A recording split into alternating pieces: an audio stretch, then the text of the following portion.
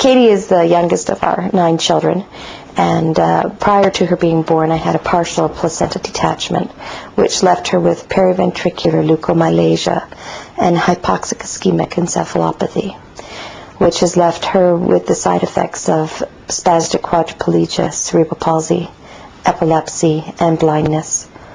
So usually about every month we were into a pneumonia and in and out of hospitals for the first 3 years of her life. And then we went to having in-home oxygen on a steady basis.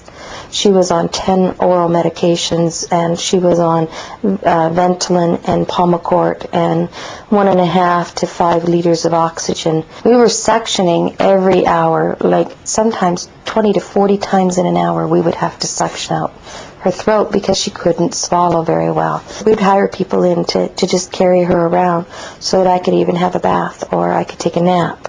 Katie was in liver failure, and she was about 2 hours a day she would maybe be coherent. It was like working with a comatose person. It was a real sad time around here that she couldn't survive much longer at the state that she was at. And then we introduced Empower to her. And after just 2 jars of Empower, we went from 1.5 liters of oxygen per minute to no oxygen at all.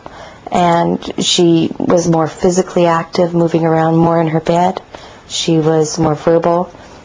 She developed the ability to grasp things and bring them to her mouth, and now can actually hold toys for fair lengths of time and purposely use them to bring to her mouth and explore them. She's quite active with her hands and doing a lot more as far as neck control goes, and just sounds and alertness overall. And now she's able to stay in the standing frame just about as long as I'll keep her there. She's been able to go off many of her medications. We are down to 4 drugs that we are working with. 3 of them we are reducing. She's much easier to take places. She doesn't need her big suction machine. She doesn't need a big oxygen tank. And not only that, she's happy when she goes. She's much more alert. When I first started, she pretty much just laid in a bed. The physiotherapists and occupational therapists have been working with her for a number of years now, prior to Empower Plus, and they are amazed at the changes that they're seeing in Katie, the development that she has had, and they're excited about the progress and are encouraged by what they're seeing. I think she's much happier, and she lets us know when she's happy, but she also lets us know when she's sad, which is a really good thing because you feel like you're interacting with someone that's more normal. We gave up on vision about age 2 because the doctor felt that Katie had no vision at all. But recently, because of the eye movement that we've been seeing since the Empower Plus, we thought it was worth looking into again. So we have a vision consultant that's rather new to Katie, but he is very excited because he's found peripheral vision in Katie. Before, it was a big sadness to look at your child and not be able to help her, not be able to communicate with her, not be able to do much with her. And now we can smile and laugh together and play hand games together and cuddle, and we can go for walks, and she can find enjoyment in what we do. And it's been exciting because it's like having just opened up a flower and it's began to bloom because of Empower. She's just, there's something there now that at one time there really wasn't.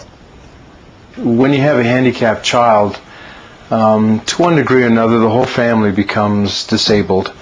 And, you know, you have to rely upon doctors and you have to rely upon the experts. But the systems didn't help the way we thought that it would.